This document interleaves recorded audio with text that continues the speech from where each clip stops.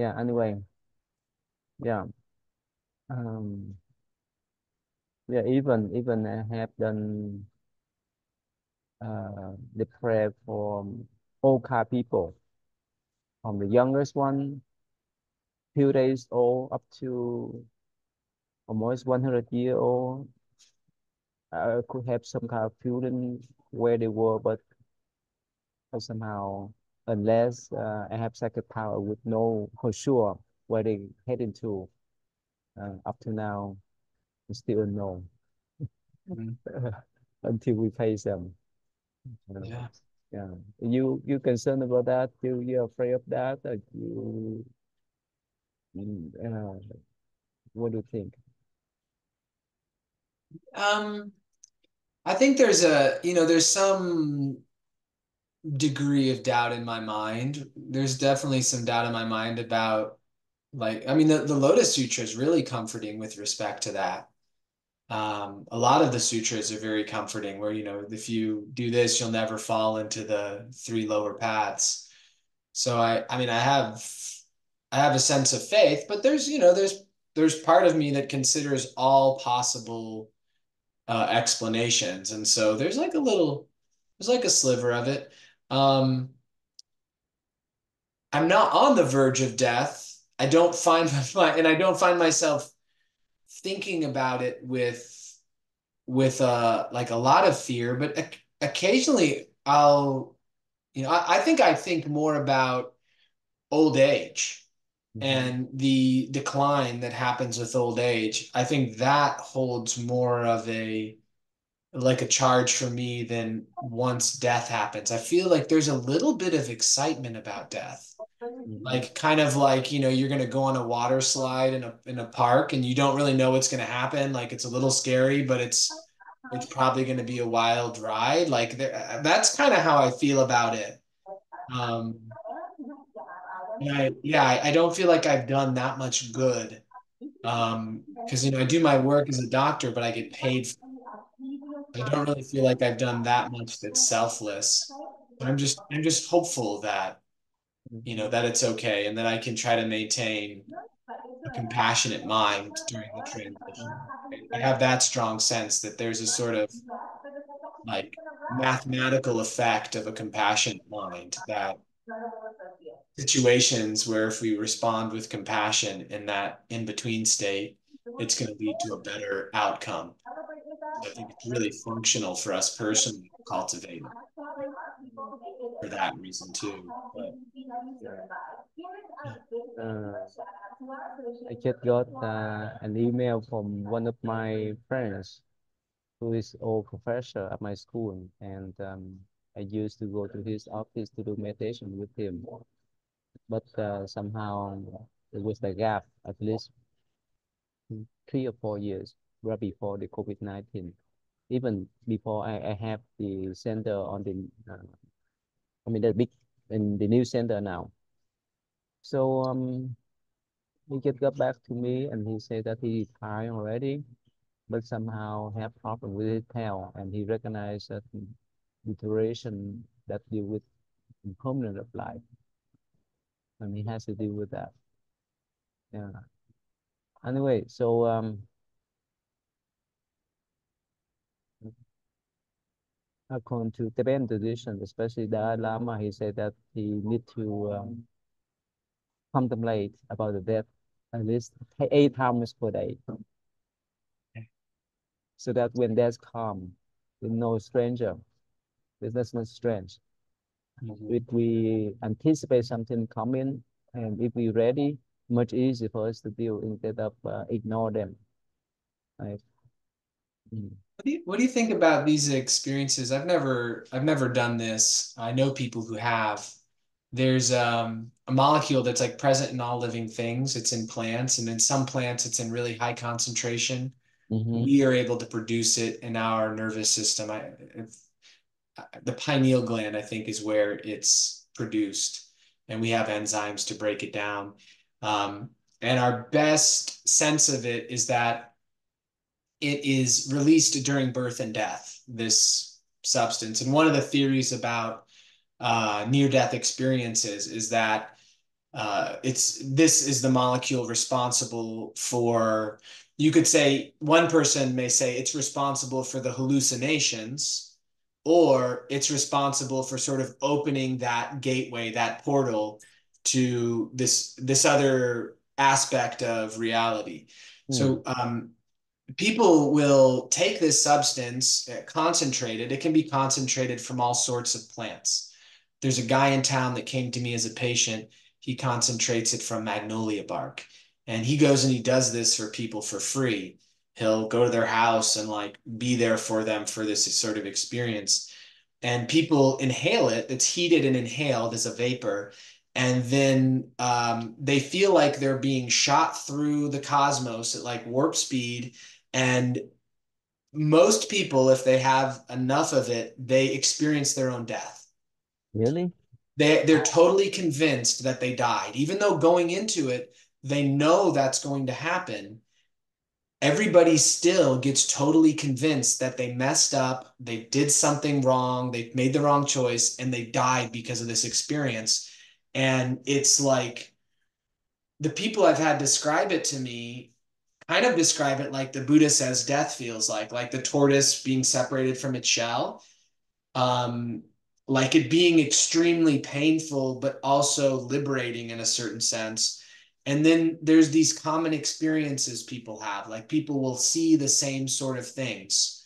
They'll go to the same sort of places. They'll kind of report similar phenomena. Hmm. And, you know, in Buddhism, right, there's a role for medicines, and there's a very clear prohibition against intoxicants. And then that line between intoxicants and medicines is about like how clearly someone sees, like what's someone's wisdom, can they really distinguish? Mm-hmm.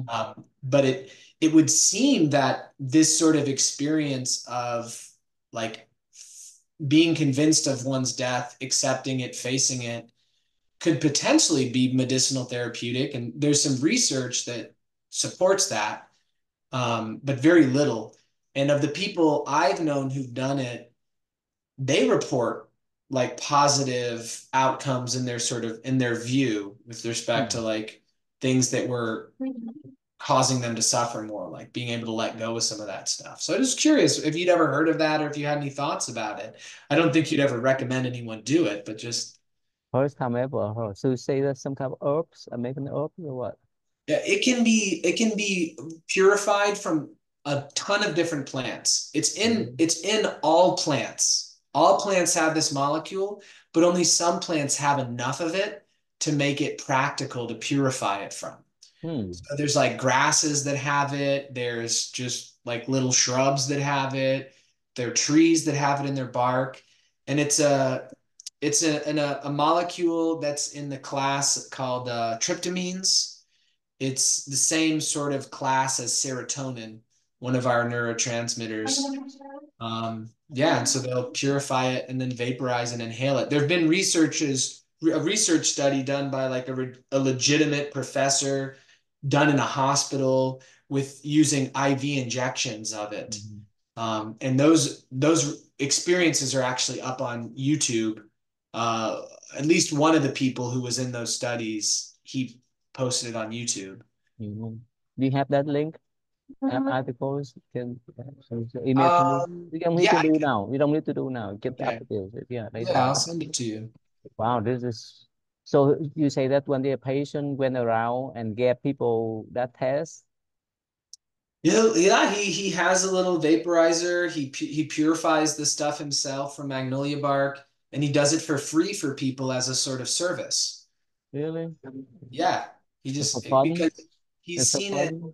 not for fun. So like the experience, I don't think I've never heard anyone describe it as fun, because it's so incredibly intense. Uh, and it only lasts about 2 minutes, Oh, really? but Wow. it feels like 1,000 years, people say. Really? They Wow. literally they come back and they've like lived this like 10 human lifespans. And all of the things that happened is like so much they can't really even explain it all, but they remember some like aspects of it. Mm-hmm. So Hmm. Wow. So is that legal? No, it's not legal. Hmm. You're not allowed to purify DMT in the United States. Really? Yeah. It's Mm-hmm. it's interesting that it's illegal because it's in all living things. Mm-hmm. Uh, So like it's all the animals, all plants have the DMT molecule. mhm. So if Yeah. it's illegal, is how could he provide that for other people? If something happened, they may sue him then. Oh yeah. Oh yeah. He does it secretly and at his risk. Ah, okay. And no, he doesn't accept payment. Mm.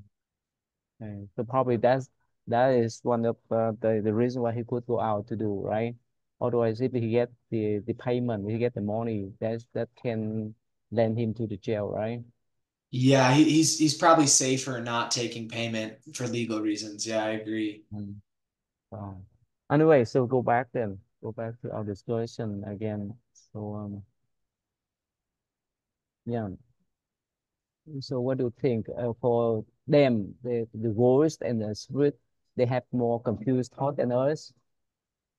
What do you think in this process?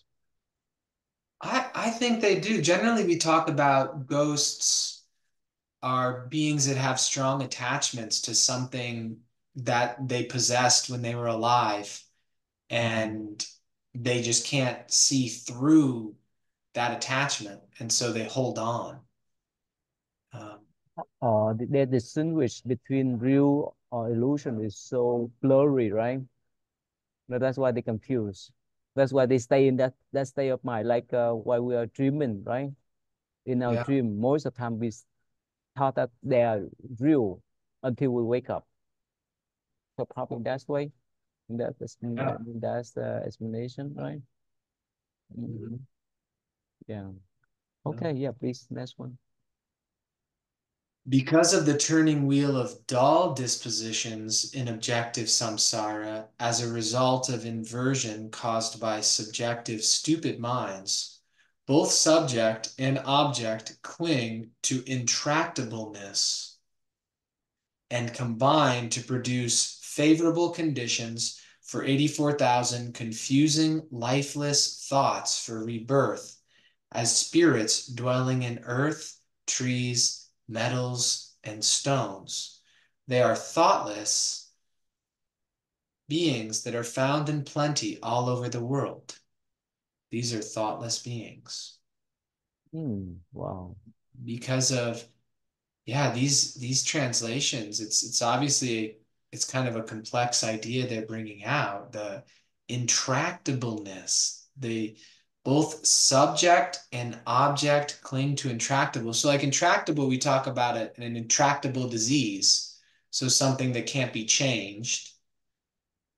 So they cling to intractableness, something that can't be changed or healed. Mm. Mm. So, So. yeah, I guess because they're dull, right? They're dull and they're stupid and they don't really exercise much conscious thought. Mm. Um, and so they're and then they're kind of clinging to that state of not exercising conscious thought. That's kind of what it's the closest I could understand it. And that would make sense if they practice not engaging in thoughtfulness, then yeah, they would be likely to be reborn as beings that have much, they don't have thinking. But here, he has life, right? Yeah. He can listen to our word, right? Right. The way we treat them, right? I think we see, yeah, I think they respond to things that we do. I think there may even be responses to words. I think Mm. so. But how about metal and stone? Especially nowadays in modern age, how could we explain to people, oh, the stone or metal have some kind of spirit there? How could they believe them? Well, and this is something I'm wondering about here because I personally am fascinated by the plant world. And I very much wonder the spiritual level causes of these plants because we have medicinal plants that help cure diseases that we have, problems we have, there are plants to address it. So it seems to me like a lot of plants are like bodhisattvas. But in general, my understanding is that not all of them are invested with spirits, like of the like earth, trees, metal, and stones. But maybe I'm mistaken. Like it's maybe they're just I'm thinking maybe some metals have a consciousness from like a reincarnated person that dwells in there because the metal is like its structure is a suitable framework for the consciousness to dwell. Like it matches that sort of consciousness, but then maybe not all metals have spirits in it. I don't know. Do you know? Like the magnet, right? Mm. Like the magnet attract the opposed sign. Anyway, so yeah, definitely for trees, for plants, yeah, we can recognize that there's some kind of life there. But when we talk about the stone, yeah, people can use some kind of stone as the healing techniques, right? They put the stone. I mean, there's some have special stone to absorb the heat, can absorb the cold and so forth, right? Hmm. Uh, uh, and one way, mm, if we talk in the modern way of explanation, yes, the stone, metal, even the plant, they have some kind of molecules, some kind of uh, mm, uh, frequency, right? Mm. So that's why it's easy for us to have some that way instead of say, oh, yeah, of course, for the Buddha, his wisdom is so vast, so we cannot deny that. So he say, those kind of spirit uh, dwell in the plant, dwell in the stone, dwell in the metal. Yeah, that we all for us as Buddhists, no problem to understand that. But for the average American people or non-Buddhists, they will shake their head. There's no way for them to believe, you know. Yeah. Mm. Yeah, I agree. Okay. All right. So let us end today. Let's stop today. Okay. Okay. Yeah. All right, then. Yeah. So hey, let's stop.